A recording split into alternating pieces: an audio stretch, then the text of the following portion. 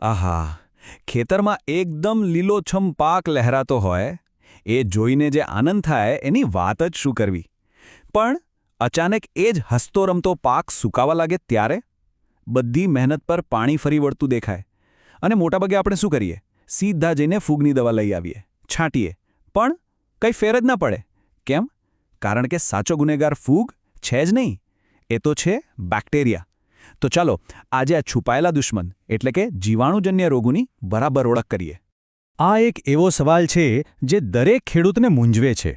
બધું જ બરાબર હોય, છોડ એકદમ લીલોછમ તંદુરસ્ત દેખાતો હોય, કોઈ જીવાત નહીં, કોઈ ડાઘ નહીં, અને પછી બસ અચાનક જ એ સૂટાઈને ઢળી પડે છે. આવું તે વળી કેમ થતું હશે? આની પાછળનું કારણ શું? ચાલો આજે આ રહસ્ય પરથી પડદો ઉઠાવીએ. અને બસ અહીં જ મોટામાં મોટી ભૂલ થઈ જાય છે. પાકને સુકાતો જોયો નથી કે તરત જ મગજમાં આવે છે ફૂગ, અને આપણે ફૂગનાશક દવાઓનો છંટકાવ શરૂ કરી દઈએ છીએ. પણ પરિણામ શું આવે? શૂન્ય. પૈસા અને સમય બંને બરબાદ. કારણ સીધું છે, આપણે ખોટા દુશ્મન પર વાર કરી રહ્યા છીએ. લડાઈ ફૂગ સાથે છે જ નહીં, લડાઈ તો બેક્ટેરિયા સાથે છે. અને એ વાત ગાંઠ બાંધી લેજો કે બેક્ટેરિયા પર ફૂગની દવાની કશી જ અસર નથી થતી. તો સૌથી પહેલાં દુશ્મનને હરાવવો હોય તો એને સમજવો પડે. ચાલો ત્યારે જોઈએ કે આ આપણો અદૃશ્ય દુશ્મન એટલે કે બેક્ટેરિયા હુમલો કરે છે કેવી રીતે. જુઓ, બેક્ટેરિયા એટલે એવા સૂક્ષ્મજીવો જે આપણને ખાલી આંખે તો દેખાય જ નહીં, અને આ જ એમની તાકાત છે. ફૂગની જેમ એ હવામાં નથી ઉડતા ફરતા. ના, એમને તો ફેલાવવા માટે પાણી જોઈએ. સમજી લો કે પાણી એમની ટેક્સી છે. વરસાદનું પાણી હોય, પિયતનું પાણી હોય કે પછી છોડ પર કોઈ ઘા પડ્યો હોય, બસ એમને તો અંદર ઘૂસવા માટે એક રસ્તો મળી જાય છે. તો આખી પ્રોસેસ થાય છે કેવી રીતે? ચાલો સમજીએ. ધારો કે ખેતરમાં કામ ચાલી રહ્યું છે અને કોઈ ઓજારથી કે જંતુના કરડવાથી છોડ પર એક નાનો ઘા પડ્યો. બસ જમીનમાં રહેલા કરોડો બેક્ટેરિયા માટે તો જાણે પાર્ટી શરૂ થઈ ગઈ. એમને ખુલ્લો દરવાજો મળી ગયો. એ તરત જ એ ઘામાંથી છોડની અંદર ઘૂસી જાય છે. અને અંદર જઈને શું કરે? પોતાની સંખ્યા લાખો કરોડોમાં વધારવા માંડે છે. આટલા બધા બેક્ટેરિયા ભેગા થઈને છોડની જે પાણી અને ખોરાક પહોંચાડતી નળીઓ છે ને એને અંદરથી જ જામ કરી દે છે. એકદમ બ્લોક. હવે વિચારો, જે પાઇપલાઇન જ બંધ થઈ જાય તો પાણી કેવી રીતે પહોંચે? બસ એવું જ થાય છે. છોડને પોષણ મળતું બંધ થઈ જાય છે અને ઉપરથી ભલે લીલોછમ દેખાતો હોય પણ અંદરથી એ મરી રહ્યો હોય છે. ચાલો, દુશ્મન કેવી રીતે હુમલો કરે છે એ તો સમજી ગયા. હવે સૌથી અગત્યની વાત, એને ઓળખવો કેવી રીતે? કારણ કે સાચી ઓળખ વગર સાચી સારવાર શક્ય જ નથી. કેટલાક સામાન્ય જીવાણુજન્ય રોગોની વાત કરીએ તો, જેમ કે ટમેટાં, મરચાં, રીંગણમાં જે સુકારો આવે છે એ બેક્ટેરિયલ વિલ્ટ, ડાંગરમાં પાન પર જે દાહ લાગે છે એ બેક્ટેરિયલ લીફ બ્લાઇટ, લીંબુ પર જે ખરબચડા ડાઘ પડે છે એ સાઇટ્રસ કેન્કર, અને કોબીજ કે બટાકામાં જે કાળો અને પોચો સડો જોવા મળે છે, આ બધા પાછળ આ બેક્ટેરિયા જ છે. અને હવે આવે છે એ સવાલ જે સૌથી મહત્વનો છે. ખેતરમાં છોડ સુકાય છે, પણ આ ફૂગને કારણે છે કે બેક્ટેરિયાને કારણે? આ નક્કી કરવું બહુ જ જરૂરી છે, કારણ કે બંનેની સારવાર જમીન આસમાન જેટલી અલગ છે. તો પછી આ ફરક ઓળખવું કેવી રીતે? એના માટે એકદમ સરળ અને કહી શકાય કે 100% ખાતરીવાળો એક ટેસ્ટ છે, વોટર ગ્લાસ ટેસ્ટ. કંઈ જ કરવાનું નથી.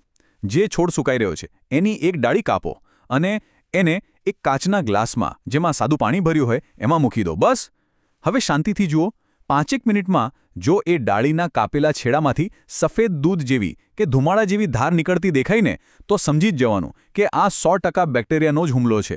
એ જે સફેદ પ્રવાહી છે એ બીજું કંઈ નહીં પણ કરોડોની સંખ્યામાં બેક્ટેરિયા છે.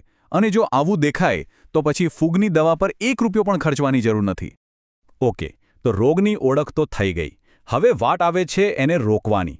અને જુઓ, સૌથી સારો ઇલાજ છે રોકથામ. આપણે ત્યાં કહેવત છે ને, પાણી પહેલાં પાળ બાંધવી. બસ એ જ વાત છે. દુશ્મનને અંદર આવવા જ ના દઈએ તો લડવાનો સવાલ જ ક્યાંથી આવે? આના માટે 4 મુખ્ય પાયા છે. નંબર 1, ઉનાળામાં ઊંડી ખેડ. મે જૂન મહિનાનો તાપ જમીનમાં રહેલા મોટાભાગના બેક્ટેરિયાને મારી નાખશે. નંબર 2, બીજ માવજત. વાવણી કરતા પહેલાં બીજને ગરમ પાણીથી કે પછી સુડોમોનાસ જેવા જૈવિક કલ્ચરથી ટ્રીટમેન્ટ આપવી. નંબર 3, પાકની ફેરબદલી.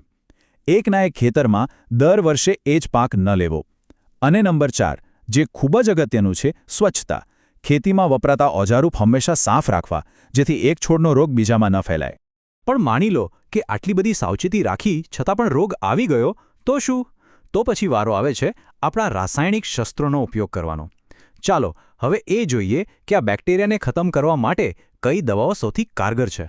જુઓ, બેક્ટેરિયા સામે લડવા માટે આપણી પાસે મુખ્યત્વે 2 પ્રકારના હથિયાર છે. એક તો એન્ટીબાયોટિક્સ અને બીજા કોપરવાળા રસાયણો. સ્ટ્રેપ્ટોસાયક્લિન એ જાણીતું એન્ટીબાયોટિક છે. એની સાથે જ કોપર ઓક્સીક્લોરાઇડ પણ એટલું જ અસરકારક છે. પછી આવે છે કાસુગામાઇસિન, જે છોડની સિસ્ટમમાં ઉતરીને કામ કરે છે. અને બ્રુનોપોલ પણ એક સારો વિકલ્પ છે, ખાસ કરીને ડાંગર જેવા પાક માટે. અને હવે વાત કરીએ એક બ્રહ્માસ્ત્રની, એક એવી ફોર્મ્યુલા જે મોટાભાગના કિસ્સામાં અચૂક કામ કરે છે. જ્યારે લાગે કે રોગ કાબુ બહાર જઈ રહ્યો છે ત્યારે સ્ટ્રેપ્ટોસાયક્લિન અને કોપર ઓક્સીક્લોરાઇડ બંનેને મિક્સ કરીને છંટકાવ કરવાનો. ડોઝ બરાબર યાદ રાખજો. 1 એકરમાં લગભગ 18 ગ્રામ સ્ટ્રેપ્ટોસાયક્લિન અને 500 ગ્રામ કોપર ઓક્સીક્લોરાઇડ. આ કોમ્બિનેશન એટલું જોરદાર છે કે એ બેક્ટેરિયા તો શું, સાથે સાથે કેટલીક ફૂગનો પણ સફાયો કરી દે છે.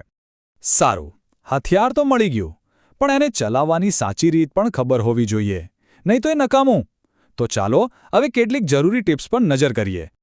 આ 4 નિયમો ખાસ ધ્યાનમાં રાખવા જેવા છે. 1. છંટકાવ હંમેશા સાંજે 4 વાગ્યા પછી જ કરવાનો. તીવ્ર તડકામાં દવાની અસર ઓછી થઈ જાય છે. 2. આ દવાઓને ભૂલથી પણ કોઈ નિંદામણનાશક કે ખાતર સાથે મિક્સ ન કરવી. 3. પાણીની કંજુસાઈ નહીં કરવાની. 1 એકરમાં ઓછામાં ઓછું 200 લીટર પાણી વાપરવું, જેથી આખો છોડ બરાબર નહાઈ જાય. અને 4થો અને સૌથી અગત્યનો નિયમ, જો જીવાણુ સુકારો હોય તો ખેતરમાં પાણી આપવાનું તરત બંધ કરી દેવું અને દવા છાંટવાને બદલે એનું દ્રાવણ બનાવીને સીધું છોડના મૂળમાં આપવું, જેને આપણે ડ્રેન્ચિંગ કહીએ છીએ. અને છેલ્લે એક વિચારવા જેવો સવાલ: શું દર વખતે ફક્ત રાસાયણિક દવાઓ પર જ આધાર રાખવો એ લાંબા ગાળા માટે યોગ્ય છે? યાદ રાખજો, બેક્ટેરિયા બહુ ચાલાક છે. સમય જતાં એ દવાઓ સામે પણ પોતાની તાકાત કેળવી લે છે. એટલે સાચી જીત માત્ર દવા છાંટવામાં નથી, પણ રોગને આવતો જ અટકાવવામાં છે. જે નિવારણની પદ્ધતિઓ આપણે જોઈ એને પ્રાથમિકતા આપવી જોઈએ. દવાઓનો ઉપયોગ તો છેલ્લા ઉપાય તરીકે જ કરવો, કારણ કે અંતે તો તંદુરસ્ત જમીન હશે તો જ પાક તંદુરસ્ત રહેશે. આશા છે કે આ માહિતી ઉપયોગી નીવડશે. ફરી મળીશું એક નવા વિષય સાથે.